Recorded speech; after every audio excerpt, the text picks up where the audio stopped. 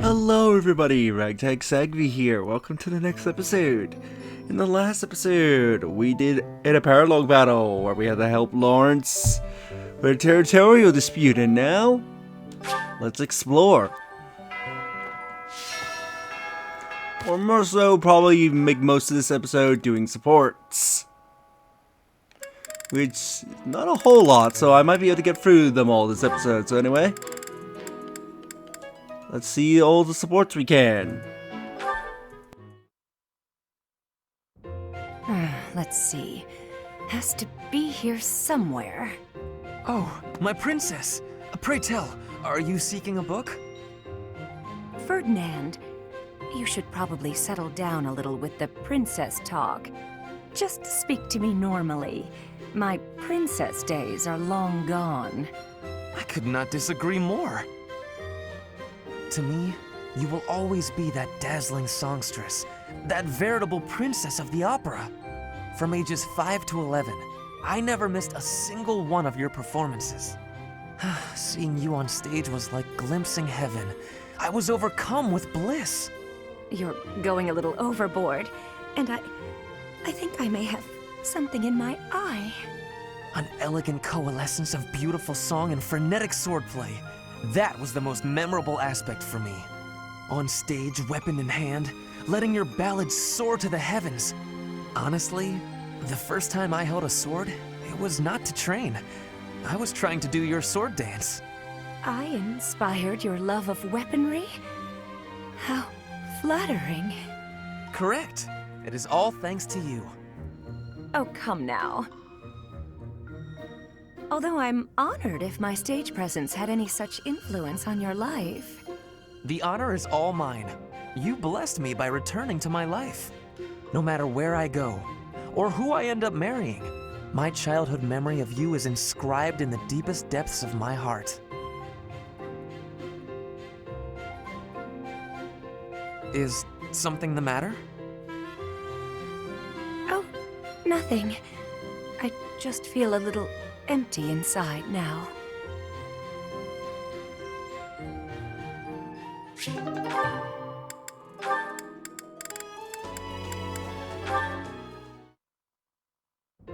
Professor Hanneman, do you have a moment?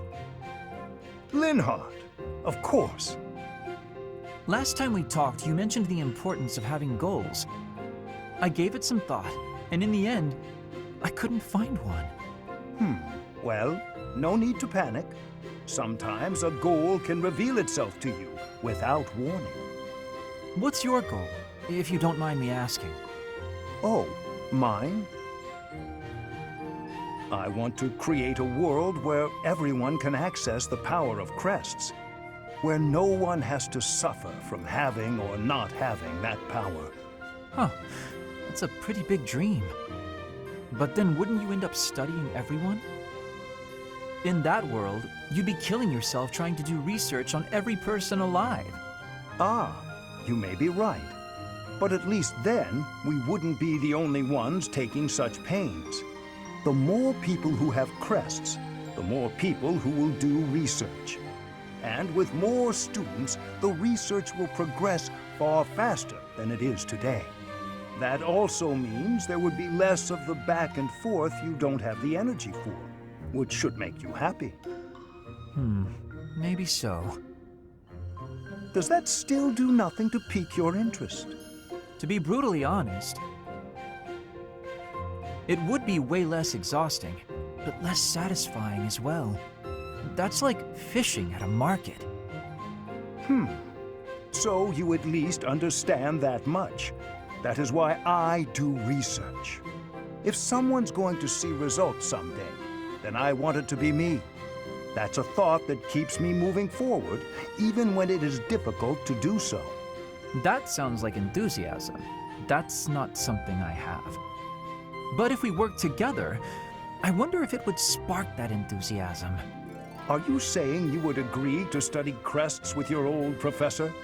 In the end, I think it would probably be more interesting than fishing alone. I don't even have anyone to show any big fish I catch. Oh, as it were, I feel very much like someone who's made a catch. But the future shall hold even greater things than that.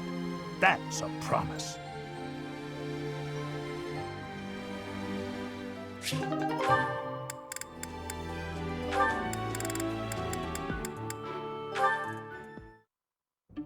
Professor Hanneman, how unexpected. Hello, Miss Dorothea. There is something I would like to ask you, should you have a moment. And whatever would that be, Professor? It's just some rumor I heard about your prejudice against the nobility. You remember when you came to me before, and we talked about how I used to be noble? I was just wondering what your aim was. To clarify, I only hate nobles who are obsessed with their status. You're not that kind of man, Professor. I mean that, really. And it sounds like you never were. I see. But hating nobles obsessed with their status, you must have had some terrible experience in the past. My apologies. That was rather presumptuous. No, it's fine. As I'm sure you know, I was a highly praised songstress for a time. Before I was a singer, though, I was an orphan. And before that, I was the daughter of a noble's maid. My goodness! From an orphan to a renowned songstress. That is quite a life you have led, Miss Dorothea. Well, I don't remember much of my early years. My father was never there, and my mother was driven out of the noble house where she worked. Before long, she fell ill. I was always alone, and I lived in the alleys of the imperial capital, just trying to survive from one day to the next. I see. Eventually, after I became a singer, I met the nobleman that I think is my father. Oh. He'd had a child with a maid, but the child didn't have a crest. So he threw them both away. Those were his very words. I can't prove that he really was my father, but I suppose it doesn't matter. He didn't know who I was. And when he flirted with me, my feelings were something beyond fury. I was dumbfounded. In truth, I felt that way about all of the nobles who flocked around me, yet would just as easily have tossed me away should it better suit them. You have my most heartfelt of apologies, Dorothea. I am afraid my curiosity has opened old wounds. Sadly, it is undeniable that the nobility is full of such terrible people. Perhaps even myself. Professor? Oh, it is nothing. Just lost in a memory of my own. Just know that I will do my part to ensure that you always know kindness in this world. Thank you.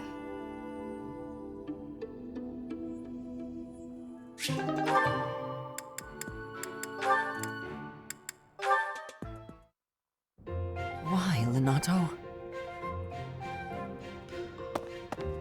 Oh, hey, Felix.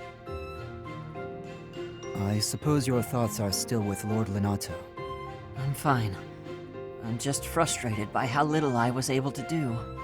I know he was trying to protect me, but Lenato never really told me anything.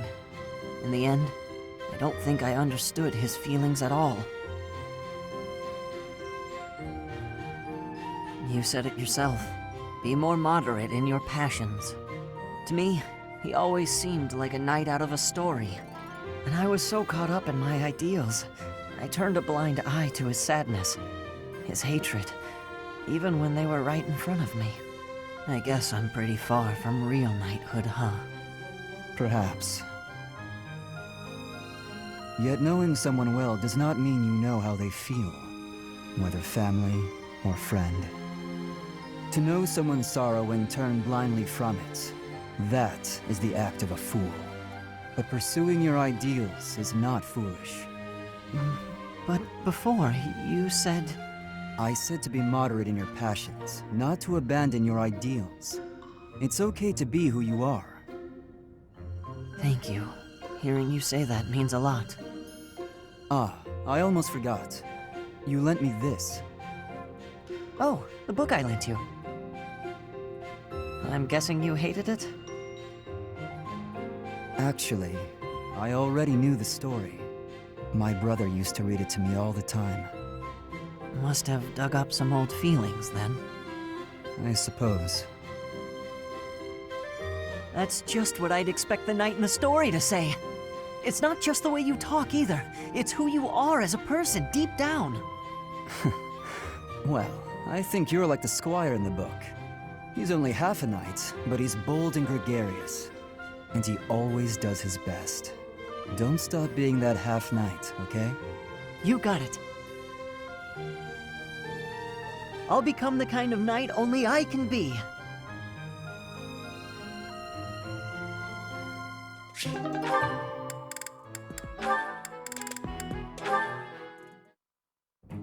Thank you for volunteering to clean this room, Miss Annette. Most appreciated. Don't worry about it. It's the least I can do to repay you for all you've taught me. It seems like a small payment, honestly. I wish I could do more. In that case, I have nothing to worry about. Do make sure you get the bookshelf as well. Be thorough. The bookshelf? But it's not even dusty. Dirt always lurks in the places you can't see. Best of luck on your hunt. Oh, okay. Leave it to me. Oh, there are a lot of rare books here. Miss Annette, please stop jumping on the stool. You'll tumble down and crack your skull. Huh? Whoa! Miss Annette, are you all right? Can you stand? Yes, I'm fine. Sorry. What a blessing. Neither the books nor yourself came to any harm. Here, I'll help you clear them up. Oh my, the inside of this bookshelf is quite filthy. So dirt was lurking in the places we couldn't see, just like you said. And we found it thanks to all the books falling. Every cloud has a dusty lining. This dirt is really bothersome. Agreed. Shall we endeavor to get rid of it together? You can count on me. Steady. Don't go leaping about in your enthusiasm.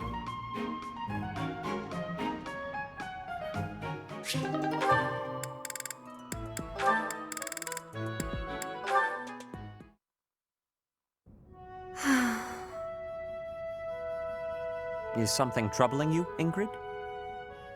Oh, Sedith. You seem to have caught me when I thought nobody was around. Perhaps I can help, if you would like to share. I wouldn't want to bother you with my trivialities. I will not pry, of course. But if you keep it to yourself, no one will be able to help you. That's true. It's regarding my father. Count Galatea. I have met him once or twice. Well, you have likely heard that House Galatea's financial situation is precarious. Many regions of Fargus are harsh and infertile, but our lands are especially so. There were several years of fruitless harvests. It nearly ruined us. We could barely feed our troops. Then I was born bearing a crest, after generations bore none.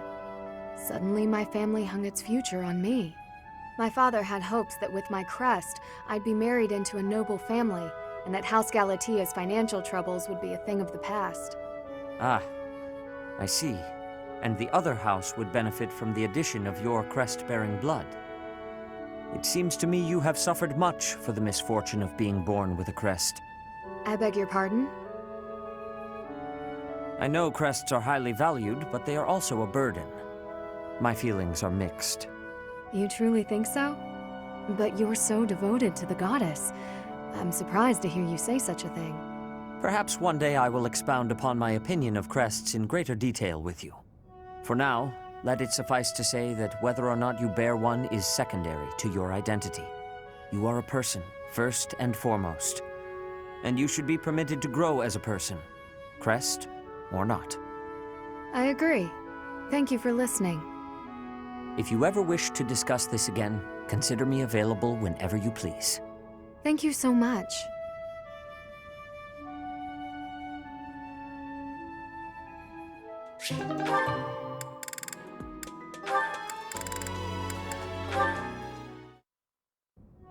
Professor Hanneman, is this a good spot for this book? That will do nicely, Lysithea. I'm sorry to trouble you with these chores. It's no trouble. After all, it's proper etiquette for the young to help the elderly. The elderly? I'm only... Ugh, never mind. How have you been feeling of late? Anything worth mentioning?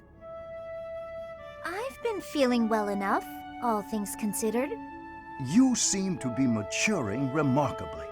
No doubt your well-being is due to the positive influence of your twin crests working in tandem. Here he goes with the positive again. Looks like your research is more useless than I thought. I may ignore your assaults on my age, but I will not allow unfettered attacks upon my research. What makes you think it's lacking? Surely you do not deny that your crest-related abilities exceed those of your peers. You are so far ahead of the others. Even the combined effects of the twin crests you bear do not fully account for that discrepancy. You just can't see beyond the crest, can you? In all your research, haven't you considered that my abilities are a direct result of the effort I've put in? Of course, I am aware that you are a hardworking student, but... My efforts far exceed those of any other student. I've placed top priority on growing as quickly as possible. Is the ability to expend such incredible efforts, to be so focused and driven, is that not a form of talent? It has nothing to do with talent. It's a question of sheer will. I'm determined to succeed, no matter the sacrifice. I see, but what drives you to such lengths? I have goals, just like anyone, and precious little time in which to achieve them. Little time? The people who made me as I am informed me that my life would be drastically shortened as a result. A person bearing two crests against the will of nature itself. Well, clearly it can't be sustainable. As such, I don't indulge in the luxury of fantasizing about the future. I haven't got one. Knowing all this now, will you still claim that my crests are something positive? I cannot. Please understand, I had no idea. I'll be leaving now. Lysithea, so that is why you are...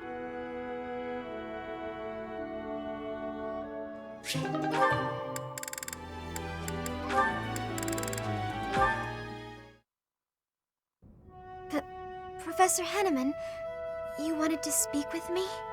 Miss Marianne, hello. Do pardon the mess. Please have a seat. Of course. I have been puzzling over why your father would wish to conceal your crest. And I have arrived at a conclusion. Would you like to hear it? No, I would rather not. Ah, fair enough. Then I will keep it to myself. However, if my theory is correct, well, then it is only natural for you and your father to try keeping your crest a secret. That said, I feel I would be remiss if I didn't point out that I consider this decision a most grievous error. I'm not sure what you mean. Crests never manifest in someone unfit to bear them. Which means, Miss Marianne, you have the ability to make the most of your crest, because it is, by definition, your crest. I have no desire to make use of my crest. But it can be of service to you, and I would venture to suggest, to the world at large. Ever since I was born, that crest has been nothing but a burden to me. My parents, too. Ah, that's right. I have heard that you were adopted. Did one of your birth parents also have that crest? Yes. It was my father. Then that crest is evidence that you are your true father's daughter. Concealing it, hiding that truth from the world, is denying your true parentage, is it not? I don't... I'm not suggesting you flaunt your crest. That would be highly unnecessary, possibly even dangerous. I simply wish you to accept who you are. Accept it? Accept the crest and allow its power to come forward. Then it will open itself to you. Whatever the crest may be, whatever its origin or its nature, it can serve you. It is yours to command, however you wish. Mine?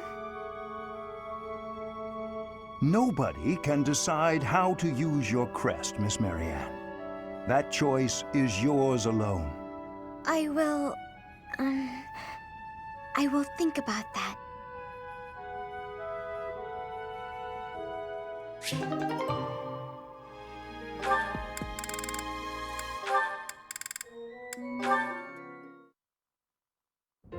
Hello, Manuela.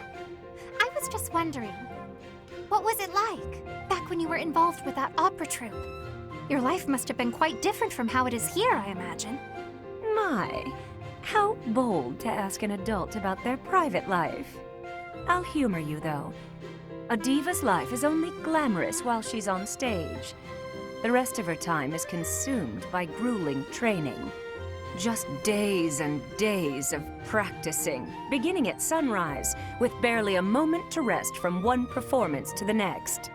Then, once the performances begin, you're on stage for 3 shows a day. Absolutely exhausting. Is that anything like you imagined? It sounds like a world all its own. Thank you. I find the topic fascinating. What sort of roles did you tend to be cast in? As the lead performer, did you play the part of a princess much? Oh, I can only imagine how illustrious that would be. Yes, I was a princess once or twice. And it was quite something, let me tell you. All those royal jewels and flowing gowns. And they didn't just give me the pretty clothes to wear because I was beautiful, you know. I had to fight and claw my way into every role. But once I was there on stage, singing my solo, and all eyes were on me, it was worth it. I was rewarded for every one of my countless hours of practice. And the cheers when I finished a song, the applause. Oh, I can't properly explain it, but I can tell you, it's an experience I will cherish until the day I die. Wondrous. It all sounds so very glamorous. Despite how rigorous a schedule you kept, it sounds like the hard work was worth those fleeting moments on stage. Mine has always been a quiet life. It is hard not to feel a twinge of envy, hearing such stories from you. There's a lot to be said for the quiet life. It was never for me, of course. Still, I hear it's a pretty good deal for a lot of other folks. The thing is, Flame, well, you always have to remind yourself that if a place shines brighter than anywhere else, its shadows will be darker too. What do you mean? Nothing. It's a thing I hope you never come to understand. You know what? The next time you visit, I'll tell you all about the time I played a beautiful princess, and about the handsome prince she fell in love with. Oh, please! I would love to hear all about it.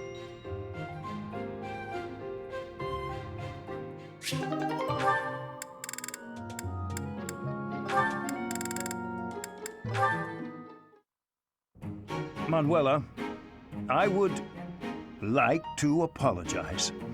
The other day, I said some things to you that I am, well, not proud of in the least. Oh no, Hanneman. It is I who should be apologizing. I behaved in just the most dreadful manner. I was just lashing out at everything. You were right to call me out. Really, and I do very much mean this. I'm so sorry for my behavior. No, please, pay it no mind. Actually, I'm thankful for what you said during our conflict. Thankful? Yes. You made me realize that I have a somewhat meddlesome nature. Thanks to you, I believe I've found an area in which I can improve myself. I could say the same thing, you know. Your accusations, they really hit home. After I cooled down, I realized you were right. I really ought to try and keep my emotions a bit more under control. Well, that's good to hear. It seems this wasn't a fruitless clash for either of us. Oh, indeed. There's nothing more depressing than a pointless fight, is there? Don't you wonder, though, just how many times we've had this same argument? We do always seem to be at one another's throats before we even realize it. I don't know how we manage to keep it up. You're not wrong. Something the matter, Hanneman? Well, it's just... you don't smile like that very often. But when you do, it is quite charming.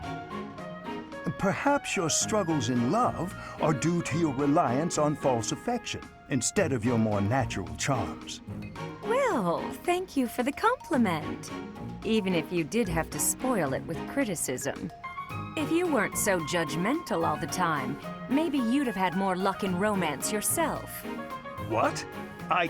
Manuela, as your friend, I was only trying to give you a useful bit of advice.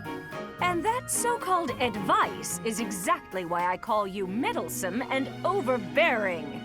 There it is. Manuela begins to protest even when she knows the fault lies in the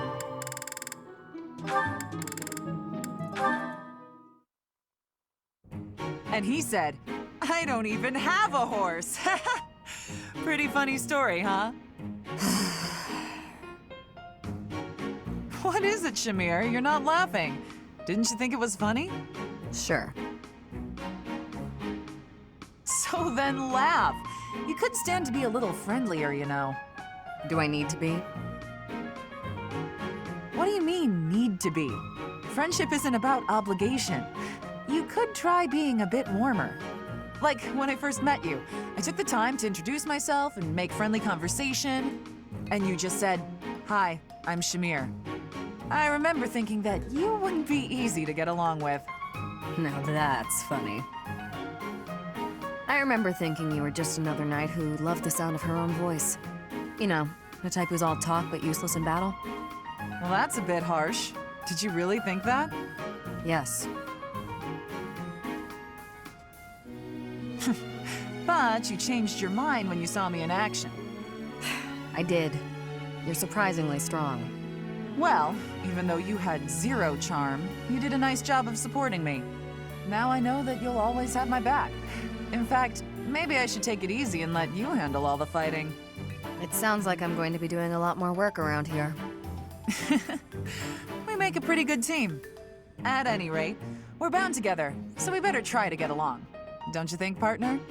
If that's how you see it, I can't disagree.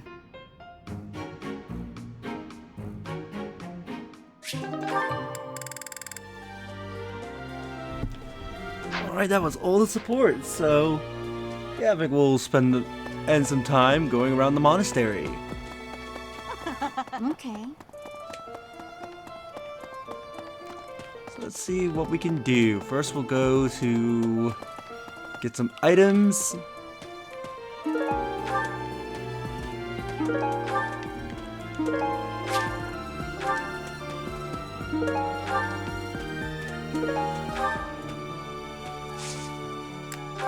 See what we can find in the Holy Tomb. Thank you.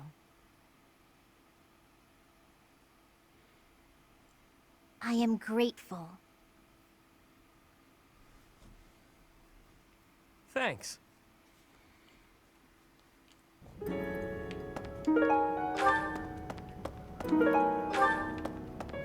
is almost time to begin.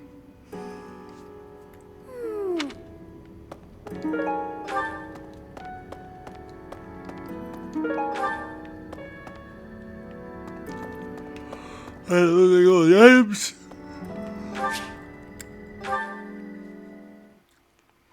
Let's do some activities.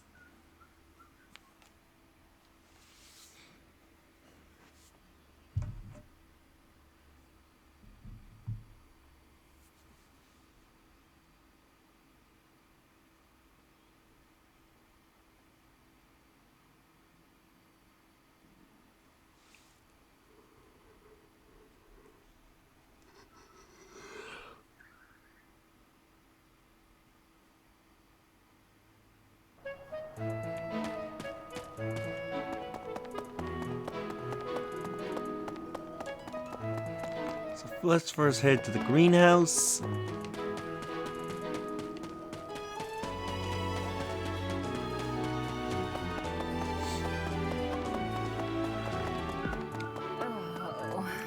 Oh, that reminds me. I also did look up between episodes how to get Dorothea to be a dancer.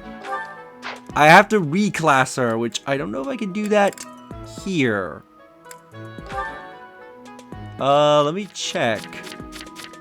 Do I have to reclass? Can I reclass her here, or does it have to be at the next time I'm at the operation?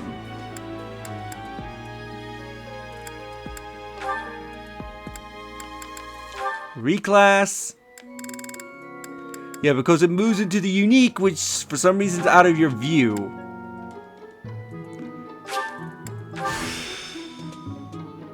A balance of brawn and beauty.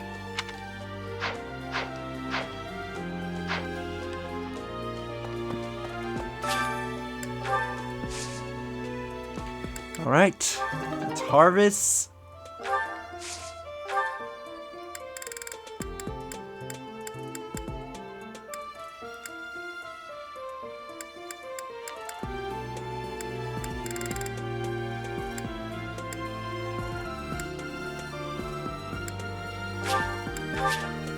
And all those cultivate.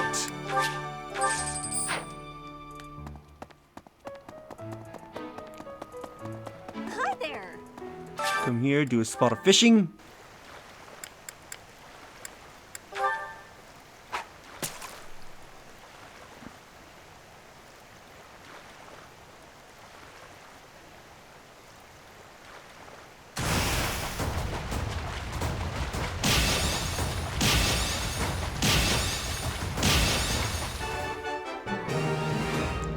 What did we catch? I'll do one more.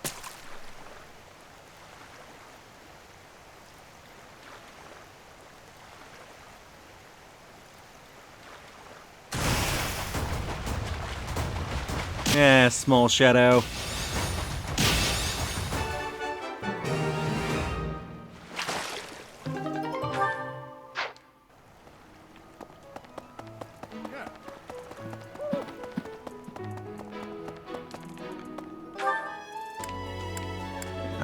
Da, da, da, da, da.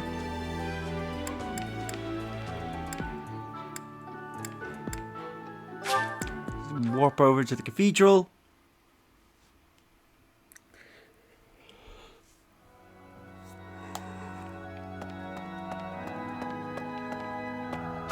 Two notes. What they're from. Standard practice for generals not to stand on the front lines. What should I do when I see him deliberately ignoring this rule and risking his own life? I presume this is the dude talking about Dimitri. Maybe he just wants to die. Stay near and try to protect him. The standard practice isn't always the correct practice. Stand near and try to protect him. Oh! No, that wasn't the dude. That was Gilbert. Okay.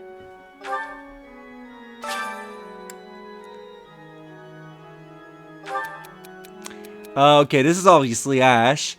I like to borrow a book from a library, but there are so many to choose from I can't decide. Do you have any recommendations? What about this? Because this sounds like something you would read. Oh, come on! Fuck you! I hate when it's like, yeah, you got it right. Oh, no, fuck you. I hate that so much.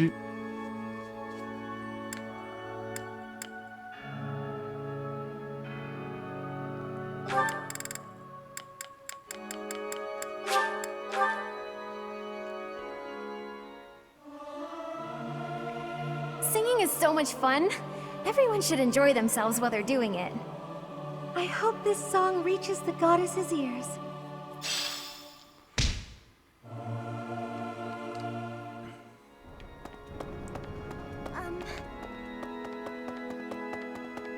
Oh no. Let's go over here.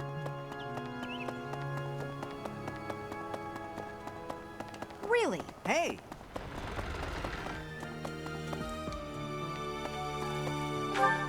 To the second floor.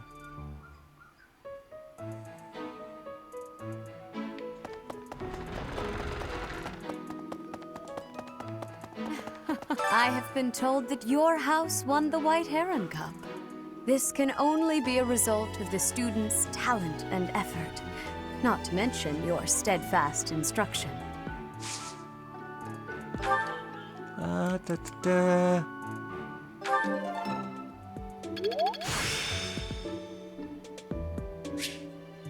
I still have much to learn.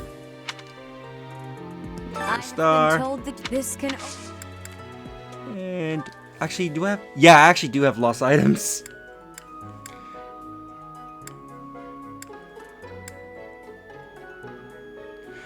I think I know who this belongs to. Carving hammer. I also know, I think, who that belongs to. Someone who hates insects. Animated bait.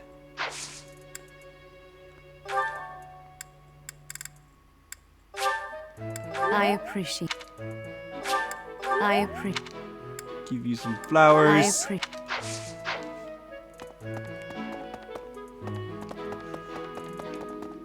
Well,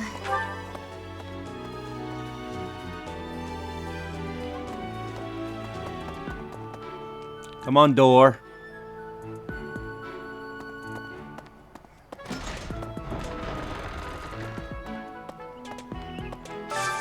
Online. Really? Nothing else? Okay.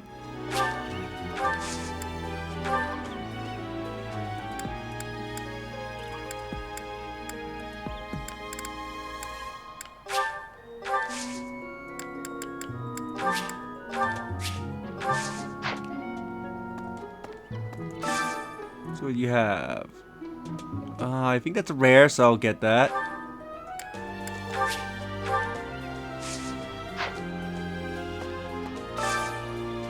Master Seal, yes please.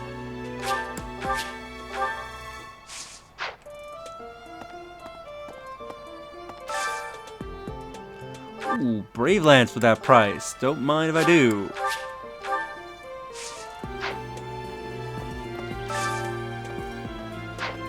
Okay. Professor!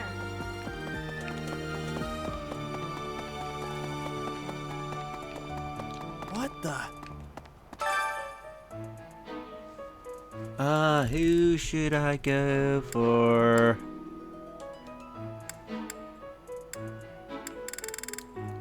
Ba da da.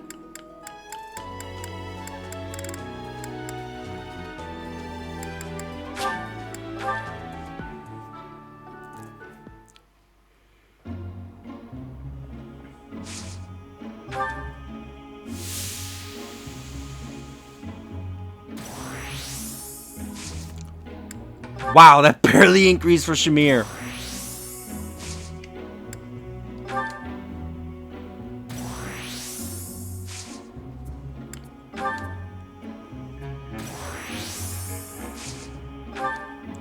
Steam.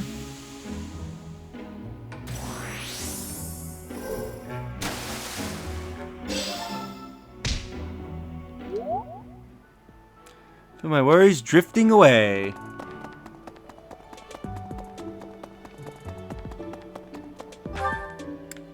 Let's go here, because yeah, I know that the fishing rod, I believe, belongs to Eloise.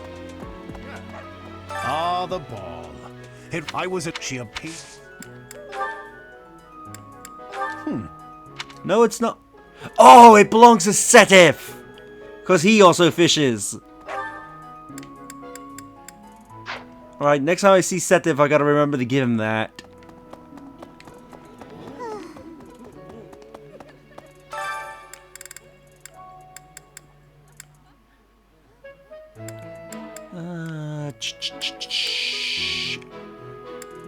Perdetta.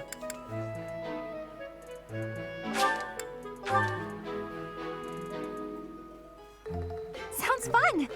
Let me show you my cooking talent. A little more secret spice, and... Hey! No peeking!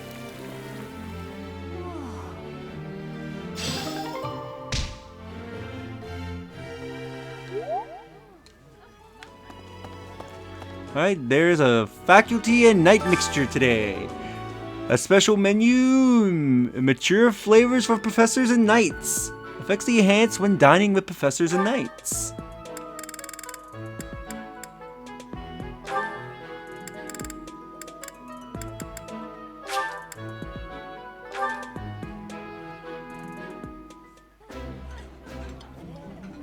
It's too rare that we get a chance to kick back and stuff our faces. Come on, Shamir, time to gorge. I apologize for my partner, Professor.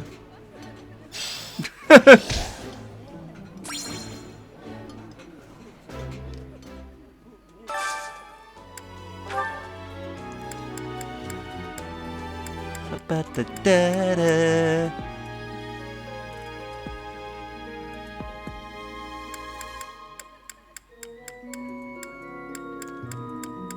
What should I have next?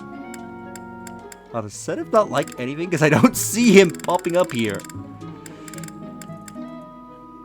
Let's try this.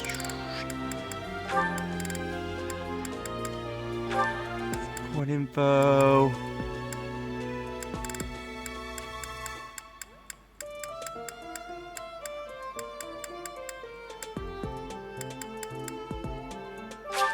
Yeah, let's have these two dine together.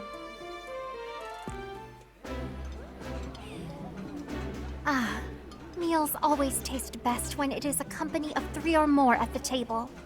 Do you not enjoy eating when it's just the two of us? You wound me, Flame.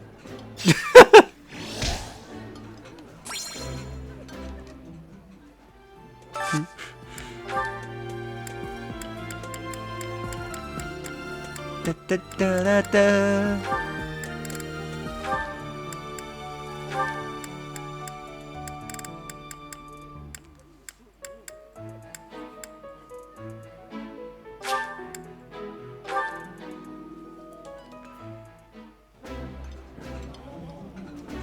This is a wonderful dish. You could sell this in any restaurant in the capital. This is so good. Can I have seconds?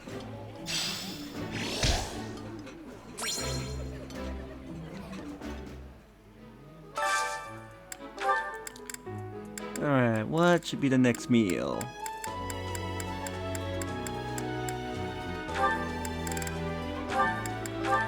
Harman. Go her and Annette. Yeah, let's go Annette.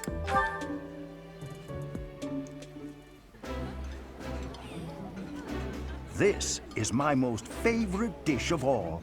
I love it almost as much as Crestology itself. Ooh, I love this stuff. Did you know that?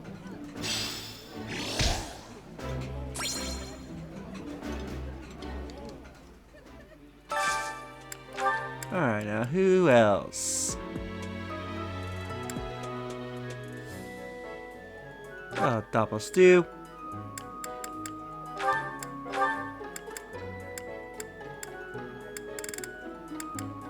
Yeah, her and Felix.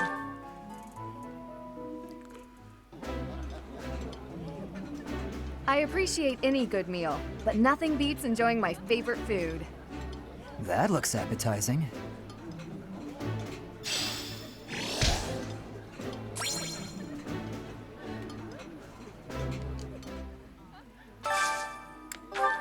And one more.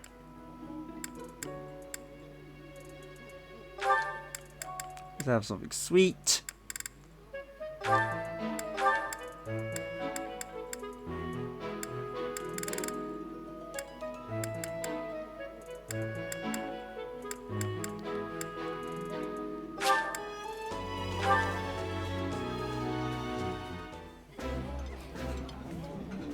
Eating delicious food really takes my worries away. Yummy! Who made this? I'll have to give my compliments to the chef.